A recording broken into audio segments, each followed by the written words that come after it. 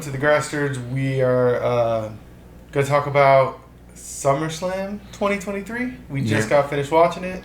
So this is a fresh take right after it's done. This is our reaction, review, and results, spoilers. Yeah. So, you got anything to say? No, Jump right in. Yeah, let's just jump right in. It's late. These people got stuff to do. That's late. Whoa. So, those 8 matches. So we'll jump into first match, Logan versus Ricochet. What'd you think? Logan versus Ricochet. I was actually impressed because Logan Paul is like, he's not a wrestler, but he's becoming a wrestler, and he's like athletic. He's athletic. But, yes, he still needs, you see some of the greenness, if I should say. Yeah. And there's a couple of botch moves. A bit of botches in there, man. Not too bad, but you can see he didn't land right. Like they would flip and land on top of each other kind of thing. But I was like, for the most part. Did you think like Ricochet tried to carry? Yeah, Ricochet was definitely the ring general. Yeah. He was calling the shots in this one, but that's how it should be. He's the veteran and everything like this. And Logan Paul did some fantastic stuff. And the Hogan Paul little segment that he had. Man, when he was doing a Hulk Hogan. Yeah. And he did a leg drop, but Dre's favorite move, the split. He did the if you guys remember Naomi and them, he did the kick one leg up and hold it and then fall with the leg drop for Hulk Hogan instead of the regular just jump with the leg. Looked pretty fucking funny, but I mean it's one of his moves, I guess.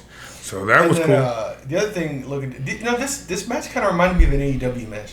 Yeah. A lot of high spots. There's just high spots all over the place. Yeah. But I don't know if it's a buckshot, if that's what it's called. Yeah, it's the buckshot to the outside. It's like the flip over the ropes. He did it, flip over the ropes to the outside, landed, and then clotheslined him full force. I was like, shit. That was he made that. That was the one to call out. But a second one that I thought was dope was when they were in the corner. He did he was grabbing his leg, and usually when you're in the turnbuckle and someone grabs your legs, you kind of hold on to the ropes. You flat But this guy, he held him and then he flipped him, and Ricochet flipped into a power bomb position and everything. Then he got DDT. Then he got DDT. Logan looked pretty good. He looked smooth on that one. Ricochet he's Ricochet. He does a good job all the time. Yeah, I like that match. But real cool moves. Is Logan Paul? Is he a high flyer? Like what? How would he classify? Yeah, he's a high flyer. Every one of his high spots are to go viral. Is him jumping, colliding, flipping out the ring. So he gets up too. He gets airtime. Yeah, this the white man can jump, mind you, because this nigga is up there in the air. And I love the ending of this. I'm a fan of the cheating brass knuckles. I just always think it's a funny hit because his boy, some guy or something, comes out from out the crowd, gives him some brass knuckles, pops Ricochet, and then hide it in your trunks. I love that. It's just classic bad guy move and everything. So he gets the win and everything, and then he pops Smoke. I liked it. Out. Jake is fighting Nate Diaz. Yep, Nate. Mm-hmm. Don't know the results. This is literally right after. We haven't really been keeping up. We were watching SummerSlam. So cool. Logan won that one. So next match. Cody versus Brock. Man, I'll let you go first because I mean, there's not. Stuff. Yeah, there's. I mean, I know you don't like the big guys. It's not that I don't like the big. It's just it's boring, man. It's how many he suplexed him 17 times. It's a suplex city. I get it, man. But have you ever gone to the city? I don't want to go to the city, man. I'm trying to get suplexed. Exactly, but in the city, it's just it drags. It's a bit boring. It was slower paced, and the pace is always slower. This is my complaint about this match. I enjoyed it, but not as much as I should have. Like their first two was better for me because this one they kept playing on the Cody outside the ring. Brock would slide out, suplex or something, slide back in, and it would count to like 8, and then Cody would scurry in there, and I was like, okay, and then he would slam him out again and F5 him on the outside, then get back in the ring, and it was like another like 8 or 9 count. I was like, they did it literally 6 times. I was like, all right, man, you're dragging us out so it doesn't seem like a 6-minute match. Always playing the underdog. That's what he is. This is what they want for the year-long story, like his dad. Before you get the title shot at Roman at WrestleMania, and they're building him up. Like you face Roman, you couldn't make it. Then you get Brock Lesnar 3 times, and even at the end of this, which Cody wins. Spoiler: he hits him with 3 crossroads and everything. That was cool. I like that. I love the 2 or 3 cross the 3 ropes. like not letting go and doing it. You just got to put it in there. And but Brock had ripped his pants, his shorts, and I was like, I didn't want no dick shots, but it was good. They were safe with that. He had trunks on under, but. He after the match he took off his gloves to make you think he's about to swing on him, something to serve him up. But he actually goes over and shakes his hand like then the respect. Then the raise the hand thing.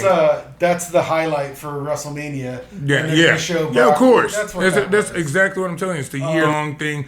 He conquered the beast. I will give Brock credit for agreeing to that. I know he has a lot of sway on what happens. Yeah. And he was like, I'll do that for this guy. That's cool. Yeah, he's basically making the next John Cena. Making the next, because he's gonna be the face, the one that he wears the suits, he looks the part. Brock's getting old too. He's almost probably on his way out in a couple more years. He's not. He comes around like every 3 months anyway.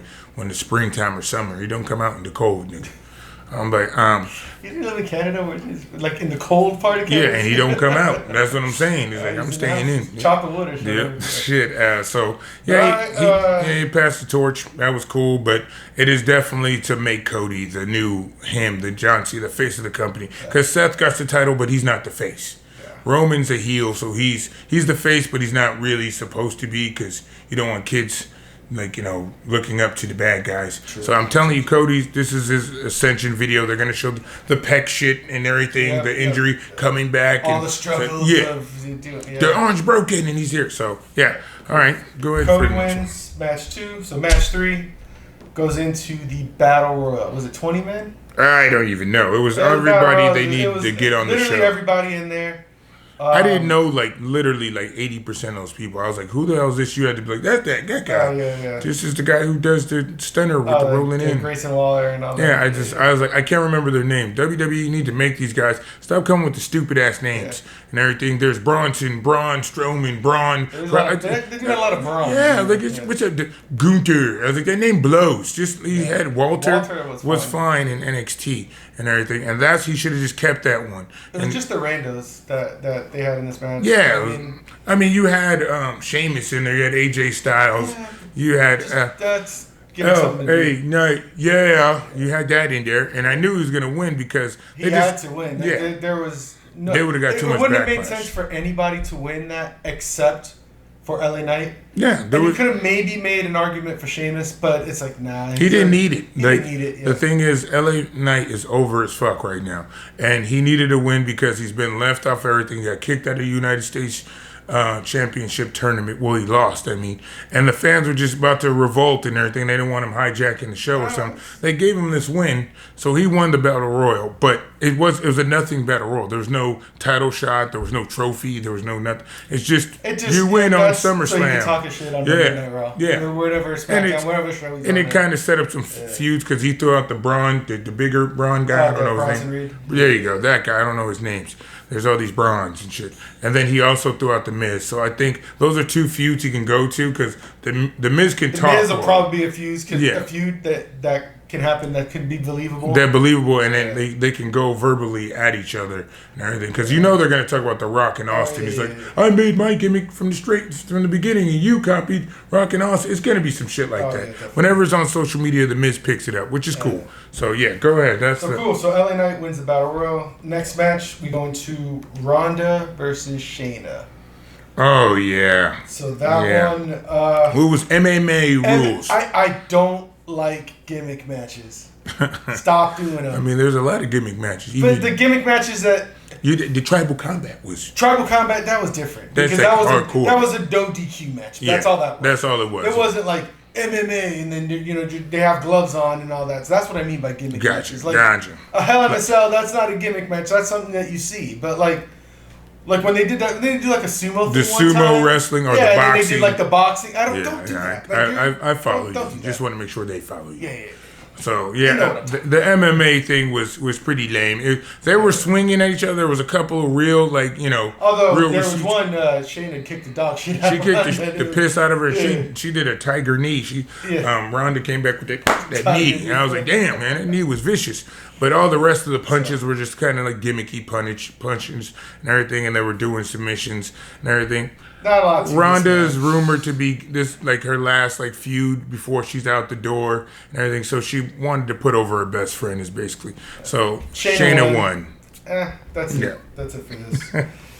Next match, Intercontinental title. Gunther versus McIntyre. This match was. It was there. It was mid. Yeah, it was there. It was there. I always enjoyed Gunther's matches. He's a solid dude. I like him, but it's like there's nothing really exciting. He's a solid force. And it was predictable. I knew he wasn't gonna. Yeah, because the Honky Tonk Man's legacy reign is like 30 days away. Right before the match, it would have been like, okay, maybe McIntyre has a chance, but. I forget who it was, Michael Cole or Graves, or one of them said, Honky Tonk Man has had it, in 32 days if Gunther retains. It's like, oh yeah. Okay, I was like, he's keeping it because WWE loves their records and breaking. Breaking the record and then setting it's a newer person. Yeah, they're gonna put like this generation's just as good as the last because we got Roman for 3 years, we got this guy for a year and a half and everything, and Bianca just was the modern day champion for the longest last year. And up to this WrestleMania, so they loved that. So I thought it was an okay match for what it was. There was no real standout. Nobody did anything fantastic. It was just standard wrestling. Two brutes that are from Europe that love hitting each other. These niggas hit hard. Hit hard. I mean, it was paced okay, but. You just wasn't nothing spectacular. It was you said mid, but I mean, I liked it. If it was a clean finish, I like clean finishes when it's two serious dudes, and it was a clean finish. Gunther just rolled that nigga up with the powerbomb, boom, 1, 2, 3. I mean, I wish he had another finisher. The powerbomb is good, but it's like the powerbomb is the shit. Yeah, but I mean, I don't know, do something else with the powerbomb. I don't know, just a regular old powerbomb. That's right. That's all you need. You've got Gunther powers. All right. But no, I like it. So Gunther retained. So Gunther wins. After that, we got Rollins. Finn and Seth. Yeah, Rollins versus Balor. It was good. This one was a good match. This was a good match. It was better than the match they had at Money in the Bank. Yeah, this is way better. I thought this one was way better. I mean, the story, the package before the match was good and everything. I like that they updated that a bit with their rivalry and everything. Even though I went in, I was like, Seth's not losing it. He won this belt 2 months ago. They're not going to do this soon. I thought they should have saved this rivalry for maybe a December Royal Rumble time frame where you're like, well, he could win and they could have a rematch at Mania or something. But this one, I knew Seth wasn't going to win. It would be a good match. And when Judgment Day wasn't there, he came out alone. And one of my rules, which I said, whenever they don't come out with their stable's in the back going to jump in. It happened then, and it happened in the final match. Yeah, but we'll get to that. There was a bunch of stuff going on with Damian Priest and the Money in the Bank, and then it kind of screwed Finn Balor over, but really didn't because he was trying to help him. Yeah, I don't like that because selfishly, I don't want Judgment Day to break up. I like that stable. Yeah, I like that stable. They're getting their Dominic, Rhea Ripley, Priest, Balor. I like all of them. They're all good. I want to say they're all good wrestlers, but they're all good. They're all good characters. For what they are right now, and they're getting better. It's a good group because I mean I agree with you right there because. SmackDown has the Bloodline. They have the Judgment Day on Raw. So I was like, that is two good reasons to watch the shows. Right. So, I mean, if you want to put over the stable, just like they did the Bloodline, they need to have all the titles at some time. And then they got Dominic doing the extra work with the NXT stuff. That's what I'm saying. So he has a belt. Getting that experience and keep going up. And still get the heat and everything because everybody hates this guy. But that's why I think they should have saved this feud because then it would have been more believable of Seth having a chance of losing. Because Finn, this was an excellent match, high flying. The moves were crisp. There weren't any real serious botches. I mean, it was pretty flawless. And then I'm like, I feel like the next thing they're gonna do is just put it like a cage match or something where no interference, none of the stuff. Like, you know what I mean? Yeah, and that's gonna be like the fourth time. That's what I'm saying. It's losing the juice because now Finn had the great story and everything. This was a good 7 years ago. You screwed me, and then you laughed in my face, kind of thing. Great story, and that's what draws you in is the story. Anybody could just wrestle. That's kind of what AEW's problem is. It's great wrestling, but there's no real story. There's no story. It's like, oh, these guys don't like these guys. And fight. Then it's great match. They do story. They beat you up with the story, but then sometimes too long. Do like a cool move. Yeah. I was like, dude. So yeah, like if he was Finn was about to take it. The Judgment Day came out and everything to help him out. Seth actually beat up Damien. He beat up Dominique and then hit Damien. Damien then slid the money in the bank in the ring and tried to go to the other side, distract the ref. And when Finn Balor was crawling to pick up the briefcase, he fucking got cursed. And then 1, 2, 3 and everything. Why didn't they just jump him right there any fucking way and then cash in? I don't know. It's just Seth just grabbed the title and kind of walked out there. that gimmick where he just laughs a lot. Yeah, I know. Lightweight Joker. Seth wins, and then I gotta say, besides the first match, it was kind of not the first match was exciting. Yeah. And then it kind of series of like matches. Then you had this match, Seth and Finn, that started picking up. And then I feel like it really picked up for the rest of the man, because next we had Charlotte, the Triple Bianca, Threat Women's match, and Asuka. Great match. That was a great match. I literally was like, any one of these women could walk away with it and that'd be cool and everything. So they were doing moves. Charlotte was all over the place. Charlotte's on top of it, man. She's on top of her game. I do think she gets opportunity after opportunity like the female John Cena, but she delivers though. She does, but. Like, the thing is, when she did that kip up and she kind of had almost a wardrobe malfunction, the girls almost popped out, but the ref, like, zipped her up in the back and everything, so she stopped doing that kip up shit. And, the one thing, though, Bianca Belair, when she, like, her knee, she did a thing and her knee got injured. She fell off the top rope and, like, she made the noise with the stairs. Like, as we were watching it, we're like, she's not really hurt. Even though they were doing the whole fake thing, they threw up the X and all the people came to help her. She's not really hurt. Yeah, when you don't see a stretcher when someone, like damn near broke their knee or something, or knee popped up, and they're kind of walking out on their own power so you can clap. And the crowd started clapping. Yeah. Then she's like, no, I'm not going. And then she like hobbled to the ring, but then she goes to the top rope. Yeah. On a bad knee. That's like does a like 450 kind of thing. Does something, And then like it was really cool because Charlotte had Asuka in the figure eight. Yeah. She was like she was stretched out and she landed right on her, and I was like, sweet. Then they went at it. Asuka rolled out the ring. And then Asuka spit in Charlotte's spit the dog shit in her face. She had a mouthful of like spit, saliva, and that food coloring, and went. Man, I know Charlotte was pissed. She was like, I would have had to talk to her in the back. Like, hey, nigga, really? Like, it was all up in her face.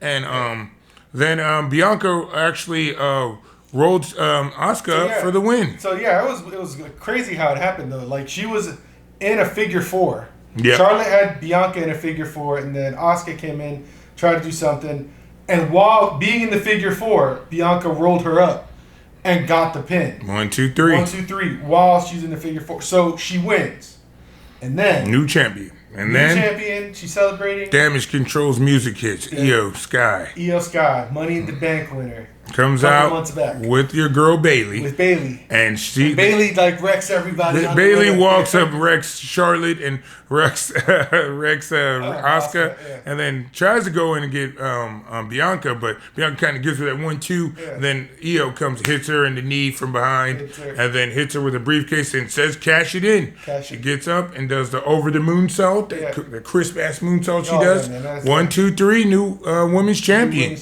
That was good. That was a surprise that I didn't come that I needed. It was good. Yes. I needed that. I love a good cash in. That was a good cash in. It was the women's Money in the Bank has always been successfully cashed in. Men, they've been playing with it. Oh, challenge you, and then they lose it or something like. These ones, they do it and it's sweet. Do you think it was the right thing to do though to have Bianca win? Would it have had the same effect if like Charlotte would have won? Yeah. Or if like Asuka would have retained. No, and then she would have came in and cashed in. I'll tell you this, because not Charlotte, because you don't want to fuck up the 15th win, even though she's really at 17 or 18 if you count the NXT. But, all right, they want to make a big deal out of 15. Her dad will probably be there. It'll probably be a WrestleMania moment. Yeah. So I knew she wasn't going to get this right there. Right. And Asuka retaining would have been cool and everything, but they probably didn't want that Japanese crime out there. So I was like, Bianca, you give her extra so she's a 3-time champion. Yeah. And then... But that probably sets up up the Bianca versus Io Sky. Exactly. Which people want to see. People so want to see those. cool. Those girls are athletic and everything yeah. like this. And like I said, Charlotte didn't need the win. They're gonna save it for a big one. Asuka doesn't need the win either. Asuka was always just Charlotte and Rhea Ripley again because that. That back. That was a fantastic match. They could. Charlotte goes where she wants, even though she's a SmackDown. She does whatever. But yeah, Io Sky, you know, women's champion. Io Sky. All right. Next is final match. The match I was waiting for. Tribal Combat. That's right. Tribal Combat. You know who I was going for. Jey Uso. Jey Uso versus Roman Reigns for the Tribal Chief and the Undisputed Universal title, which I still need to buy. It needs to be out there. Yeah, it is. I need this shit. I have to get that. If y'all start subscribing and stuff, it could help, with the...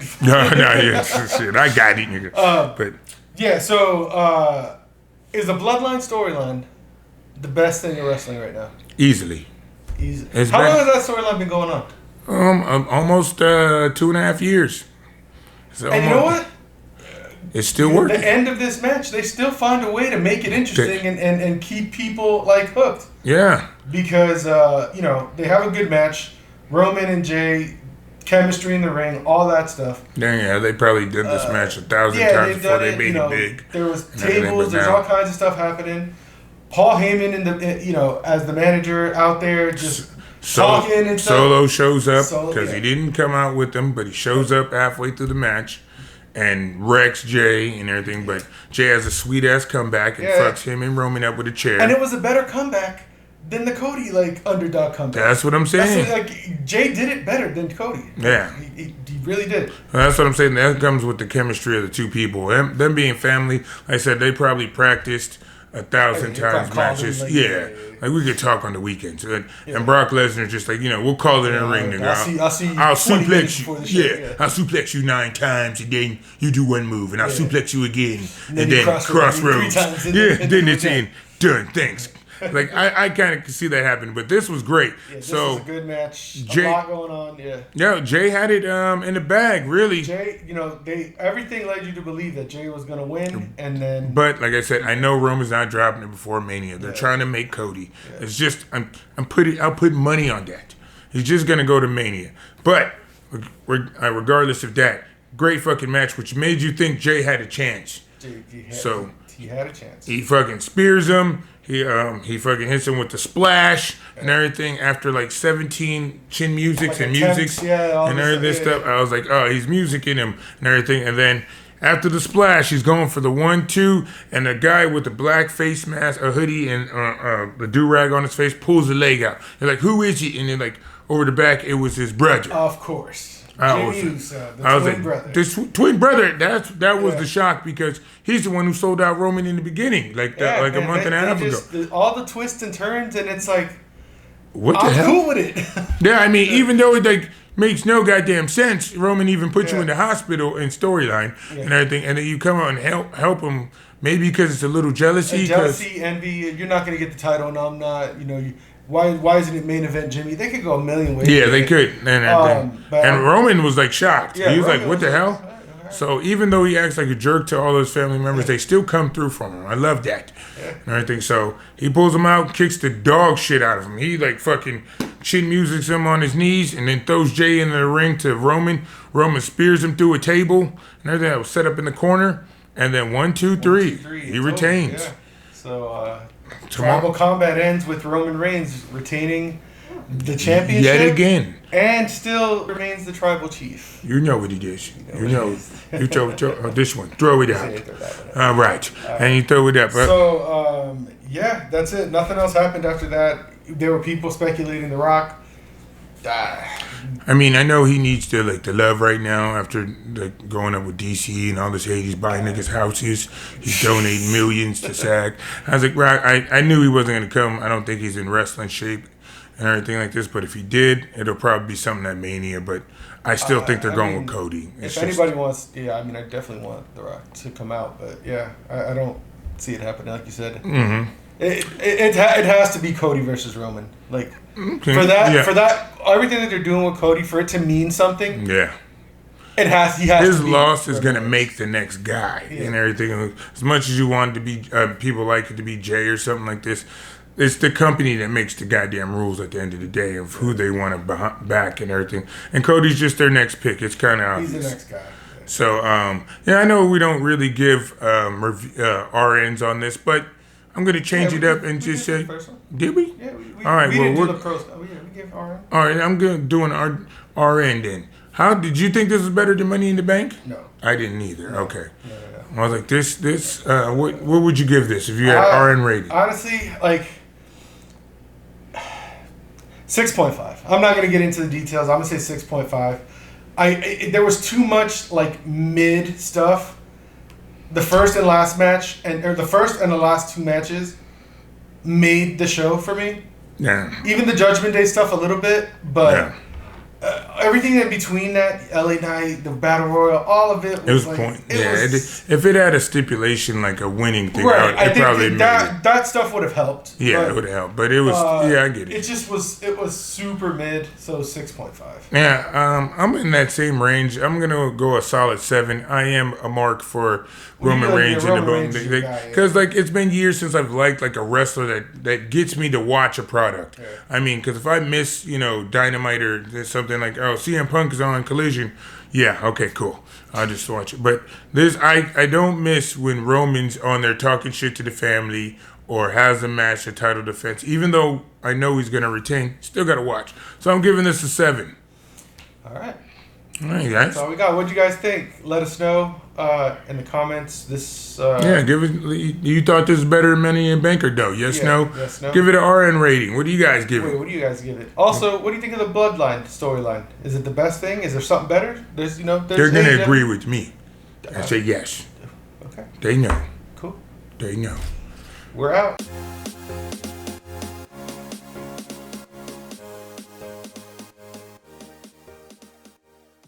All right. Man, Raw tomorrow is going to be nasty. Tomorrow's going to be nasty. Yeah, because Jay's got to talk about what happened with Jimmy. And then he. Aren't they SmackDown guys now? Oh, shit. You're right. I fucked up. Damn.